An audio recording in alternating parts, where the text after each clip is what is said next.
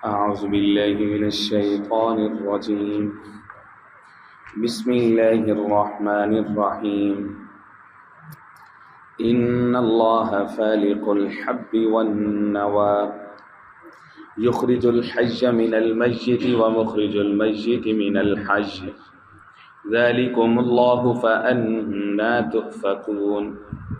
فالق الإصباح وجعل الليل سكنا والشمس والقمر حسبانا ذلك تقدير العزيز العليم. وهو الذي جعل لكم النجوم لتهتدوا بها في ظلمات البر والبحر قد فصلنا الآيات لقوم يعلمون. آمنت بالله صدق الله العظيم. میرے انتہائی واجب الاحترام قابل صد احترام بزرگوں، بھائیوں، نوجوان ساتھیوں، آج کے درس میں شامل آیات مبارکہ قرآن مجید کتاب حکمت کی سورہ نمبر 6 سورۃ الانعام سے 3 ہیں، آیہ نمبر 95، 96 اور 97، جو کہ رکوع نمبر 12 اس سورہ کا اس کا آغاز ہو رہا ہے۔ اور ان آیات مبارکہ میں اللہ جل شانہ عما نوالہ کا تعارف پیش کیا جا رہا ہے کہ اللہ کی ذات کتنی بڑی ذات ہے۔ گزشتہ درس میں شامل آیت مبارکہ آیت نمبر 94 کے اندر اللہ رب العزت نے فرمایا کہ اے لوگو، تم میں سے ہر ایک کو فردن فردن اکیلے اکیلے اللہ کے دربار میں پیش ہونا۔ جس طرح پہلی دفعہ ہم نے تمہیں اکیلا پیدا کیا، اسی طرح سے ہر ایک کو اکیلا اللہ کے سامنے کھڑا ہو کر کے اپنے عملوں کا جواب دینا۔ ذرا دھیان سے قدم رکھنا اور بی مائنڈ فل، اور ایک دن آپ کو پیش ہو کر کے سب چیزوں کا جواب دینا پڑے گا۔ اس دنیا میں جو تم دیکھتے ہو نا ادھر ادھر، کوئی سپورٹر ہیں، کوئی تمہارے سفارشی ہیں جن پر تم اللہ کو چھوڑ کر کے تکیہ کر کے بیٹھے ہو، بھروسہ کر کے بیٹھے ہو، تو اللہ کے سامنے یہ چیزیں کام نہیں آئیں گی۔ خود ہی جواب دو۔ اقرا کتاب، آپ ہوں گے، آپ کی کتاب ہوگی، آپ کی بک ہوگی، اور کفا بنفسک اليوم علیک حسیبا۔ کسی کی ضرورت نہیں ہے کہ آپ کو پڑھ کے سنائے کیا ہے، آپ کو پتہ چل جائے سارا۔ کیوں؟ اس کی ریزن کیا ہے، وہ ذات کتنی بڑی ذات ہے، اس لیے اس کا تعارف آ رہا ہے۔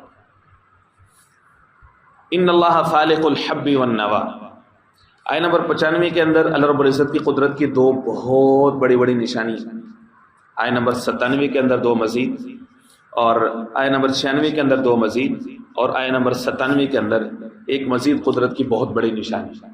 ان 3 آیات مبارکہ میں 5 قدرت کی نشانیاں ہیں، اور کل کے انشاءاللہ العزیز بشرط صحت و زندگی آگے جو یہ رکوع چلے گا تو اس میں مزید اللہ رب العزت کی قدرت کی کچھ نشانی ہیں۔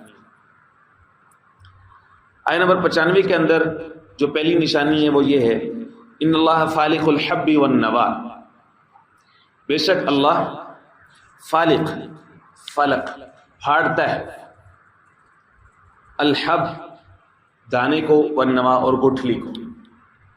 ایک جو دانہ ہوتا ہے نا یا بیج ہوتا ہے، اس کے اندر پورا درخت ہوتا ہے، وہ لمبا درخت، نہ جانے کتنے پتے ہیں، کتنی شاخیں ہیں، کتنے پھل ہیں، اس کے مختلف طرح کے ذائقے ہیں، اور درخت کے یہ والے فوائد سے ہٹ کے ہوا کا ذریعہ ہے، آکسیجن کا ذریعہ ہے، پھر گزرتے پڑتے راہگیر مسافر کے لیے سستانے کا سبب ہے۔ انسان تو جاتا ہے بس درخت کے نیچے بیٹھتا ہے اور ادھر ادھر کی غیبت کر کے اٹھ جاتا ہے، جاتے ہوئے سبحان اللہ الحمدللہ بھی نہیں کہتا کہ اللہ رب العزت کی کتنی بڑی نعمت سے فائدہ اٹھایا ہے۔ یہ تو جدید سائنس نے آ کر کے کیا کیا چیزیں انسان کے سامنے علم کے نئی چیزیں کھولی ہیں، تو بھئی ایک درخت اتنے بچوں کے آکسیجن کا ذریعہ ہے، یہ معاشرے میں آلودگی کم کرتے ہیں، فلاں کرتے ہیں، تو کتنی بڑی نعمت ہے اللہ رب العزت۔ فرمایا اس کی بنیاد دیکھو، تم نے تو بیج لگایا تھا خالی، مالیدہ کم پانی لانا، پانی لگایا ہوگا زیادہ سے زیادہ، بعض تم تو پانی بھی نہیں لگاتے، وہ بھی اللہ آسمانوں سے بھیجتا ہے، تو تب زمین جو ہے وہ نرم ہوتی ہے اور وہاں سے تمہارے لیے گرینری، سبزہ پھل پھول گھاس پھونس تمہارے لیے، تمہارے جانوروں کے چارہ، وہ اللہ رب العزت نے سورہ نازعات میں اور سورہ عبسہ کے اندر فرمایا متاعا لکم ولانعامکم فاذا جاءت الطامۃ الکبریٰ متاعا لکم ولانعامکم فاذا جاءت الصاخۃ، فرمایا تمہارے لیے بھی اس میں خوراک کا بندوبست ہے، منافع کا بندوبست ہے۔ وہ جو ایک دانہ تھا چھوٹا سا، ایک گٹھلی تھی، فرمایا کہ ولانعامکم تمہارے جانوروں کے لیے بھی ہے۔ اور اللہ رب العزت نے سورۃ الواقعہ کے اندر فرمایا کہ افرأیتم ما تحرثون، کیا تمہیں پتہ ہے کہ تم کھیتی کرتے ہو، اانتم تزرعون ام نحن الزارعون، کیا تم اس کو مکمل طور پر آگے اس کو پکاتے ہو، کھانے کے قابل بناتے ہو، ام نحن الزارعون، یا اصل زارع ہم ہیں۔ زرع یزرع کہتے ہیں کھیتی کرنے کو، اس کو مکمل انجام تک پہنچانا، اس قابل بنانا کہ اسے فائدہ اٹھا سکے۔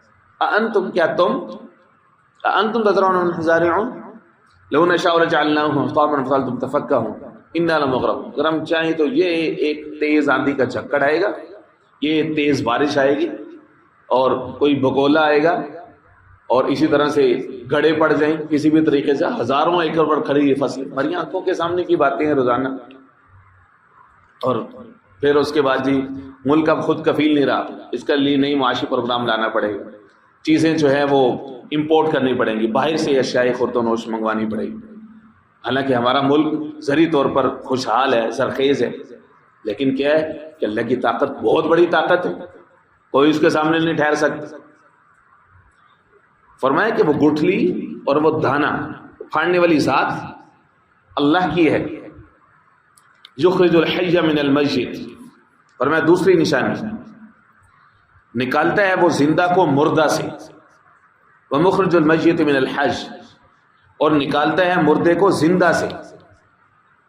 یہ اللہ رب العزت کی قدرت کی بہت بڑی نشانی ہے۔ سورہ آل عمران پڑھیے، تیسرا رکوع، قل اللہم مالک الملک تؤتی الملک من تشاء وتنزع الملک ممن تشاء وتعز من تشاء وتذل من تشاء بیدہ الخیر انک علی کل شیء قدیر تولج اللیل فی النہار وتولج النہار فی اللیل وتخرج الحی من المیت وتخرج المیت من الحی، مردے کو زندہ، مردے سے زندہ، زندہ سے مردہ۔ مفسرین اس کی مختلف تفسیریں کی ہیں، مرغی سے انڈا، انڈے سے چوزا، زندہ سے مردہ، مردے سے زندہ، کئی جو ہے وہ مثالیں ہیں اللہ رب العزت کی قدرت کی، انسان کھلی آنکھوں سے دیکھتا ہے اس کو۔ ذالکم اللہ، فرمایا یہ ہے تمہارا اللہ، یہ ہے تمہارا رب۔ فانا تؤفکون، کدھر پلٹے جا رہے ہو، کدھر جا رہے ہو اللہ کو چھوڑ کے، اللہ سے غافل ہو کے کدھر جا رہے ہو؟ پہچانو اپنے رب کو کہ وہ ذات کتنی بڑی ذات ہے، اس کے قبضہ قدرت سے کچھ باہر نہیں۔ فالق الاصباح، وہ صبح کو بھی وہ پھاڑتا ہے۔ آیت نمبر 96 کے اندر سب سے پہلی نشانی ہے وہ ہے صبح نکال لیں۔ ہمیں کیا فرق پڑتا ہے، سوتے صبح 8 بجے کا الارم لگا لیا، 9 بجے کام پہ جانے، 8 بجے جانا ہے، 7 بجے لگا لیا، 10-12 بجے پہ لگا لیا، 1 بجے تک سو لیے، 2 بجے تک سو لیے۔ اب تو نئی مخلوق آ گئی ہے ماشاءاللہ، تو بہر 12-1-2 بجے سے پہلے اٹھنے کا سوال ہی نہیں ہے ان کے یہاں، خاص طور پر ویکینڈ میں تو بالکل ہی نہیں۔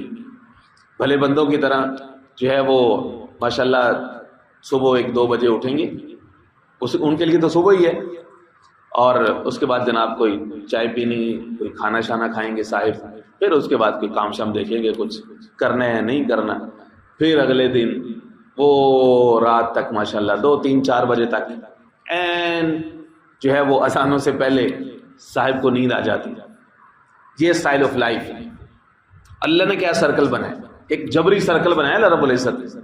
وَجَعَلْنَا اللَّيْلَ لِبَاسًا وَجَعَلْنَا النَّهَارَ مَعَاشًا، اللہ نے فرمایا یاد رکھو دن ہماری بہت بڑی نعمت ہے، رات ہماری بہت بڑی نعمت ہے، جو ہم نے تمہیں رات دے دی ہے نا۔ وَآیَةٌ لَهُمُ اللَّيْلُ، سورہ یاسین کا تیسرا رکوع پڑھیے، آیات سے بھرپور ہے، اللہ کی قدرت کی نشانی ہے۔ وَآیَةٌ لَهُمُ الْأَرْضُ الْمَيْتَةُ، مردہ زمین کی مثال دی، أَحْيَيْنَاهَا وَأَخْرَجْنَا مِنْهَا حَبًّا فَمِنْهُ يَأْكُلُونَ، ہم اس کو زندہ کرتے ہیں، زمین مردہ ہوتی ہے۔ زمین کے مردہ ہونے کے دو مطلب ہو سکتے ہیں، ایکچوئل میں زمین مردہ ہوتی ہے، بارشیں پڑتی ہیں، زندہ ہو جاتی ہے، اس میں سے پھل پھول نکلتے ہیں۔ دوسرا جو ہے وہ انسان کی سرزمین، تولیدی سرزمین مردہ ہوتی، اللہ رب العزت قدرت سے جو ہے وہ اس کو اولاد کی نعمت دیتے ہیں. عورت ہے بظاہر جی امید نہیں ہے، اللہ رب العزت اولاد کی نعمت سے نواز. مردہ زمین کو زندہ کرنے والی ذات اللہ کی. احییناھا واخرجنا منھا حبا، یہاں پر پھر حبا کا لفظ استعمال کیا کہ ہم اس میں سے دانہ نکالتے. واخرجنا منھا حبا فمنہ یأکلون، اس میں سے تم کھاتے ہو. اور اسی رکوع کے اندر سورہ یاسین کے تیسرے رکوع میں وآیۃ لہم اللیل، فرمایا ایک نشانی رات ہے. نسلخ منہ النہار، سلخ یسلخ کہتے ہیں کھال اتارنے کا. رات پوری چھا جاتی ہے، اندھیرا ہو جاتا ہے. نسلخ منہ النہار، اللہ فرماتے ہیں ہم اس کی کھال اتارتے ہیں. منہ النہار، اور اس میں سے دن نکالتے ہیں تمہارے لیے. تو فرمایا کہ ہر صبح ازل ہے تیری حمد میں مصروف، ایک ذوق نظر عام دکھاتا تو ہے صرف اللہ کی ذات. فرمایا صبح نکال کے دیتے ہیں ہم تمہیں اس میں سے. فالق الاصباح، صبح نکلتی ہے. وجعل اللیل سکنا، پھر رات کو ہم تمہارے لیے سکون کے طور پر ہم نے تمہیں بنا دی. یہی 24 سرکل کو 30ویں پارہ کے اندر سورہ نبا میں اللہ رب العزت فرمایا وجعلنا اللیل لباسا وجعلنا النہار معاشا، ہم نے رات کو تمہارے لیے لباس بنایا ہے، دن کو تمہارے لیے ذریعہ معاش بنایا ہے. یہ 24 آورس کی تقسیم ہے. کیا مطلب؟ تو بھائی دن کمانے کے لیے، رات آرام کرنے کے لیے. تم نے الٹا سرکل چلا لیا. دن سوتے ہو، رات کو جناب مصنوعی روشنیاں کر کے، ٹھیک ہے، اور کوشش کرتے ہو کہ اس میں سے ہم معاش کمائیں. معاشرہ جو ہے وہ دوسری عجیب چال جو ہے نا وہ چل رہا ہے، صرف اور صرف اپنے معاش کی خاطر، پیٹ کی خاطر. دن کمانے کے لیے، رات جو ہے وہ سونے کے لیے. مجنون نظر آتی ہے، لیلا نظر آتا ہے. محشر میں ہر ایک نقشہ الٹا نظر آتا ہے، الٹی چال.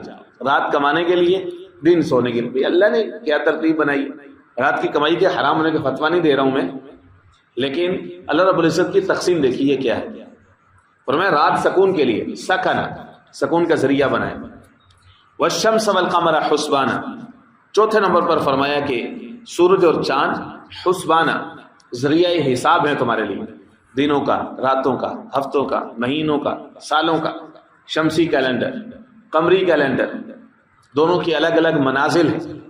سورہ یاسین میں اللہ العزت نے فرمایا للشمس ينبغي لها ان تدرك القمر والليل سابق النهار كل في فلك يسبحون. پہلے فرمایا ذالک تقدیر العزیز العلیم. وہ آیا یہاں پر بھی ہے، سورہ یاسین میں بھی وہی آیا ہے، یہاں پر بھی وہی آیا ہے.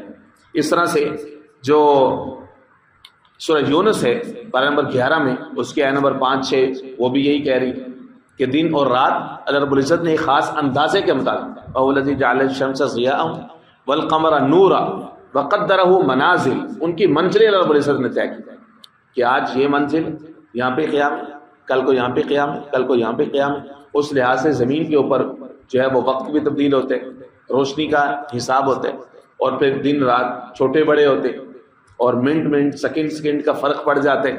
نتیجہ کیا ہے کہ قمری کیلنڈر 350 یا 55 اور شمسی 360 سے 365 سال ہر سال دائمی کیلنڈر ہوتے. دائمی کیلنڈر کیوں ہے کہ آپ 100 سال پہلے چلے جائیں، 1923 میں سیم آج کی جو تاریخ ہے 7 اکتوبر آپ دیکھ لیں، طلوع آفتاب ایک ہی وقت پہ ہے، غروب آفتاب ایک ہی وقت پہ. 2 صدیاں پیچھے چلے جائیں، آپ 1000 سال پہلے کا کیلنڈر چیک کر لیں، بالکل بھی آئی نہیں. ان میں سے کوئی بھی اپنے ڈسپلن کی، اپنے وقت کی، اللہ کے حکم کی خلاف ورزی نہیں کرتی. یہ انسان ہے جو سمجھتا ہے کہ پتہ نہیں میں کیا چیز ہے، جو مرضی کروں. فرمایا والشمس والقمر حسبانا، حساب ہے. ذالک تقدیر العزیز العلیم، یہ اندازہ ہے عزیز، زبردست طاقت، علیم جاننے والا. تقدیر کا مطلب اندازہ، لیکن اندازے سے مراد یہ اردو والا اندازہ نہیں ہے کہ میرا اندازہ ہے جناب، وہ آگے پیچھے بھی ہو سکتے ہیں. یہ اللہ کا اندازہ ہے. تقدیر کہتے ہیں کہ جس میں کچھ بھی چیز آگے پیچھے نہیں ہو سکتی. لا یستأخرون شیئا ولا یستقدمون، ایک لمحہ بھی آگے پیچھے نہیں ہو سکتی. جو اللہ کا طے کردہ نظام ہے اس کے لیے تقدیر کا لفظ بولا جاتا ہے. انسان کا جو اندازہ ہے اس کے لیے تدبیر کا لفظ بولا جاتا ہے. انسان تدبیر کر سکتا ہے کہ جی میں صبح اتنے بجے اٹھوں گا، اتنے بجے اٹھوں گی، میں صبح میں نے یہ کام کرنا. تو تدبیر ہمیشہ تقدیر کے موافق تو نہیں ہوتی. اللہ کا نظام کچھ ہو رہا ہے، بھلے سویا ہی سو جائے. اس لیے تو دعا سکھائی ہے الحمدللہ الذی احیانا بعد ما اماتنا. تم سوئے نہیں تھے، تم مر گئے تھے، اللہ نے تمہیں زندہ کیا. یاد رکھو کہ ایک دن تم پرماننٹ مرو گے تو اللہ پھر تمہیں دوبارہ زندہ کرے گا. فرمایا تقدیر ہے یہ، عزیز غالب، طاقتور، زبردست. ضروری نہیں کہ اب جو زبردست بھی ہو، طاقتور ہو، وہ عقل مند بھی ہو، وہ علم والا بھی ہو. دنیا میں جس کے پاس طاقت ہے وہ محتاج ہے دوسروں کا مشورہ لے گا.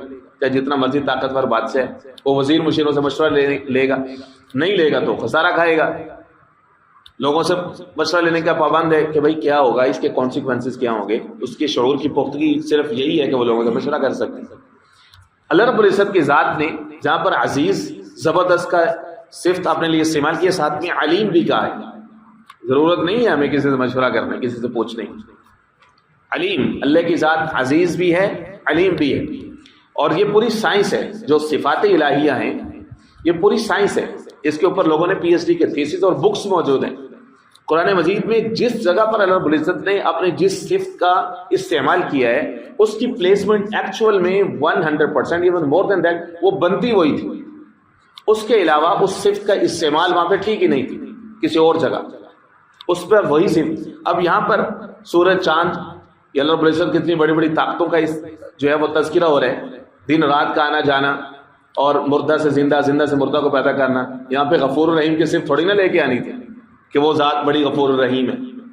تو اس لیے یہاں پہ جو صفت مناسب تھی وہ استعمال فرمائی. ذالک تقدیر العزیز العلیم.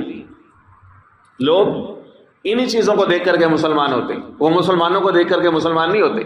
پورا یورپ، یو ایس، ویسٹ وہ اسلام قبول کرنے کے لیے تیار بیٹھے، بشرطے کہ مسلمان اپنے آپ کو مسلمان بنا کے دکھا دیں.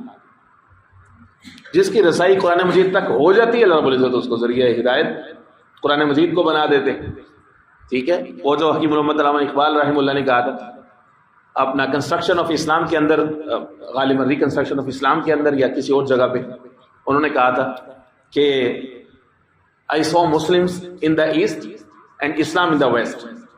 اسلام پریکٹس ہو رہے ہیں وہاں پر مغرب کے اندر، جتنی اسلامک ویلیوز ہیں، جو مورلز ہیں، جو اخلاقیات ہیں، انسانیت ہے، ہیومینٹی ہے، لوگوں کے حقوق کا تحفظ ہے، اور انسانی اقدار کی پابندی ہے، اور یہ ساری چیزیں وہاں پہ پریکٹس ہو رہی ہیں. اسلام کو میں نے وہاں دیکھا اور مسلمانوں کو میں نے یہاں دیکھا. ان کی زندگیوں میں اسلام نہیں ہے، ان کے اوپر ہندو مت کا غلبہ ہے آج تک. تو یہ 100 سال پہلے کہا تھا، اب دیکھ لیں کیا صورتحال. فرمایا کہ وہ تیار بیٹھے. اللہ کی ذات اتنی بڑی ذات ہے، قرآن مجید کسی طریقے سے آپ پہنچائیں تو صحیح، یہ پیغام کو سمجھے تو صحیح. وَهُوَ الَّذِي جَعَلَ لَكُمُ النُّجُومَ. فرمایا کہ آیت نمبر 97 کے اندر ایک اور نشانی، بہت بڑی نشانی. میں سمجھتا ہوں کہ دنیا کے معاش کا دار و مدار اسی پر، ہماری زندگیوں میں. اور وہ ذات ہے جس نے تمہارے لیے ستارے بنائے، نجوم، نجم کی جمع، ستارے بنائے، لِتَهْتَدُوا بِهَا، تاکہ تم اس سے رہنمائی حاصل کرو، راستہ سمجھ سکو. فی ظلمات البر، خشکی پر ہو، تاریکی ہو، سمندر ہو، تاریکی ہو، تو یہ ستارے تمہیں راستہ بتاتے ہیں، ستاروں کی چال. اس کا یہ مطلب نہیں ہے کہ ستاروں پر ایمان لے کے آنا چاہیے، اور وہ جو نجومی ہوتے ہیں، علوم نجف والے، ان کے پاس جانا چاہیے، ہاتھ دکھانا چاہیے تاکہ وہ تمہیں ستارہ بتائیں کہ تمہاری کامیابی کیا ہے، آج کا دن کیسا رہے گا. اور بدبختو تم اتنا انسانوں کا مستقبل بتا سکتے ہو تو اپنی حالت نہ سیدھی کر لیتے. تم خود کھوکھا لگا کے 50 روپے لے کے لوگوں کو اس کی قسمت کا ستارے بتا رہے ہو. یہ نہیں ہے، اصل ایمان اللہ کی ذات پر ہے. ستارے اللہ کی مخلوق ہیں، اس کے ذریعے سے راستہ صرف بتا رہے ہیں زمین کے اوپر. اللہ نے جس جگہ پہ بھی ستاروں کے فوائد کا تذکرہ کیا ہے اس کا پورا فائدہ بتایا. آج بھی لوگ سمندر کے اندر جب سفر کر رہے ہوتے ہیں، کشتیاں کہاں سے جو ہے وہ راستہ پکڑتے ہیں. یہ بہترین، مطلب ہزاروں سال پہلے سے ہمیشہ سے انسان، جنگل ہوتے تھے، پہاڑ ہوتے تھے، یہ سڑکیں، موٹر ویز، ہائی ویز، یہ گوگل میپس یہ نہیں ہوتے تھے تو کیسے لوگ راستہ معلوم کریں. جتنے آپ انسانی ہسٹری پڑھ لیجیے، لوگ گمشدہ ہمیشہ ستاروں کے ذریعے سے، ان کی چالوں سے راستہ معلوم کرتے تھے کہ فلاں قطب ستارے کو کندھے پہ لینے، اس طرف جانے، لیفٹ سائڈ پہ رکھنے، رائٹ سائڈ پہ رکھنے، وہاں سے اتنی منزلوں کے بعد پھر لیفٹ ہونے، رائٹ ہونے. یہی طریقہ ہوتا تھا اور آج بھی یہی. اچھا، حیران کن طور پر حدیث پاک کے اندر حضور پاک علیہ السلام نے فرمایا کہ اصحابی کالنجوم، لوگوں میرے صحابہ ستاروں کی طرح. لوگ یہ سمجھتے ہیں کہ بس صرف ستاروں کا مطلب صرف یہی ہے کہ آسمان پہ چمک رہی ہے ایک چیز، یعنی بہت عظیم الشان چیز ہے. نہیں، بلکہ پریکٹیکل ہے. اصحابی کالنجوم بیجی مقتدیتم اہتدیتم. ان میں سے کسی ایک کی بھی اتباع کرو گے کامیاب ہو جاؤ گے. اور دوسری جگہ پہ فرمایا کہ میرے جو اہل بیت ہیں ان کی مثال ایک کشتی کی طرح ہے، اس میں بیٹھو گے تو ڈوبنے سے بچ جاؤ گے اور کنارے پہ لگ جاؤ گے. کیا مطلب کہ جس طرح صحابہ اکرام کی اپنی عظمت ہے اسی طرح سے اہل بیت کی اپنی عظمت ہے. تم نے اب نجات کے لیے کیا کرنا ہے کہ اہل بیت کی کشتی میں بیٹھنا ہے اور راستہ پانے کے لیے تم نے صحابہ اکرام کی اتباع کرنی ہے. نہ تم ان کو چھوڑ سکتے ہو نہ تم ان کو چھوڑ سکتے، دونوں کو لے کر کے چل لے. کانا نہیں بننا بلکہ دونوں آنکھیں سلامت رکھنی ہے، دونوں کی عزت اور قدر کرنی ہے، دونوں معیار ہدایت ہیں. فرمایا لتہتدوا، یہ جو ستارے ہیں ان کے ذریعے سے تم ہدایت پاتے ہو، راستہ پاتے ہو، فی ظلمات البر، تاریکیوں میں، چاہے وہ خشکی کی ہوں چاہے وہ تری کی ہوں. قد فصلنا الآیات لقوم یعلمون، یقیناً ہم نے تفصیل کے ساتھ کھول کھول کے آیتیں بیان کر دی ہیں ایسی قوم کے لیے یعلمون جو کہ علم رکھتی ہے، جو جاننا چاہتی ہے. اللہ بڑی سمجھ نصیب فرمائے.